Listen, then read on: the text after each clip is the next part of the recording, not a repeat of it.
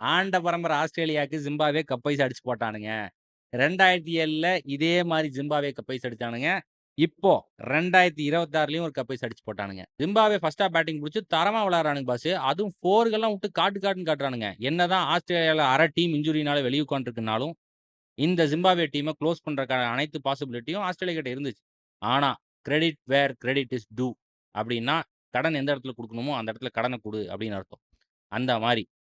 வச்சு அடின்னு அடிச்சு போட்டானுங்க. பிரையன் பென்னட்டும், மறுமணியும் தரமா விளையாண்டுருந்தானுங்க.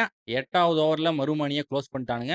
அப்பவும் பிரையன் பென்னட் நல்லா தான் விளையாடுறான். 15 ஓவருக்கு 125 பக்கம் அடிச்சுட்டானுங்க. ஓஹோ! இவனுங்க நேரா போய் 180க்கு மேல அடிப்பானுங்களாட்டுருக்கு அப்படின்னு நெனச்சிருந்தானுங்க.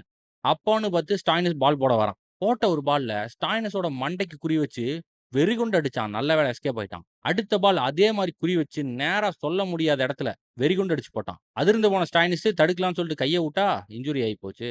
கடைசி வரைக்கும் விளையாண்டு வெறும் 2 விக்கெட் இழப்புல 169 ரன் அடிச்சுட்டானுங்க. ஆஸ்திரேலியா பேட்டிங் பிடிக்க வரானுங்க. அவனுகிட்ட இருக்கிற ஃபயர் பவருக்கு வச்சு ஒரு காட்டுனானுங்கன்னா 15 ஓவர்ல ஜெயிக்கலாம். 2வது ஓவர்ல இங்கிலீஷ தூக்கிட்டானுங்க. அதுக்கப்புறம் ஒவ்வொருத்தனா வரான், ஒவ்வொருத்தனா போறான். 3வது ஓவர்ல கேம் கிரீன் குளோஸ்.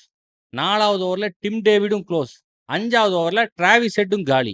ஆஸ்திரேலியாவோட நிலைமை கவலைக்கிடமாயி போச்சு. 29 ரன் அடிச்சிருக்கானுங்க. 4 விக்கெட் போயிருச்சு. இப்ப கிரீஸ்ல இருக்கிறது ரென்ஷாவும், மேக்ஸ்வெல்லும். இவனுங்க 2 பேரு முடிவு பண்ணிட்டானுங்க. காட்டு சுத்தலாம் சுத்த முடியாது. சென்சிபிளா விளையாண்டு கரை சேர்த்துறது தான் புத்திசாலித்தனம் அப்படின்னு சொல்லிட்டு விளையாண்டுட்டு இருந்தானுங்க. நல்லா தான் போயிட்டு இருந்துச்சு. மேக்ஸ்வெல்லாம் 2, 3 காட்டுனாப்ல. மேக்ஸ்வெல் 6 அடிக்கலாம் நேரா ஸ்ட்ரெயிட்ல காட்டுனாப்ல. நம்மாளு சரியான எஃபோர்ட். ஜஸ்ட் மிஸ்ல 6 ஆயி போச்சு. எது எப்படியோ இந்த டோர்னமென்ட்ல ஃபீல்டிங்லாம் வெறித்தனமா இருக்கு. மோஸ்ட்லி இந்த மாரி அசோசியேட் டீம்ஸ் எல்லாம் பாகிஸ்தான் மாரி ஃபீல்டிங் பண்ணுவானுங்க. இப்ப எல்லாருமே இங்கிலாந்து, நியூசிலாந்து, ஆஸ்திரேலியா மாரி ஃபீல்டிங் பண்ணிட்டு இருக்கானுங்க. நல்லா போயிட்டு இருந்த டைம்ல மேக்ஸ்வெலோட ஸ்டம்ப கழட்டிட்டானுங்க. அப்புறம் என்ன பண்றது? கையில அடிபட்டு இருந்தாலும் பரவாயில்லன்னு சொல்லிட்டு, அக்குல்ல பேட்ட வச்சுட்டு நேரா ஸ்டாய்னிஸ் வந்துட்டாப்ல. வந்து என்ன பிரயோஜனம்? தலைவன் கொஞ்ச நேரத்திலேயே அவுட் ஆயிட்டான். இப்போ ஒண்ணும் கெட்டு போல. 50 ரன்னுக்கு மேல அடிச்சுட்டு மேத்யூ ரென்ஷா ஒரு இடத்துல நிக்கிறான்.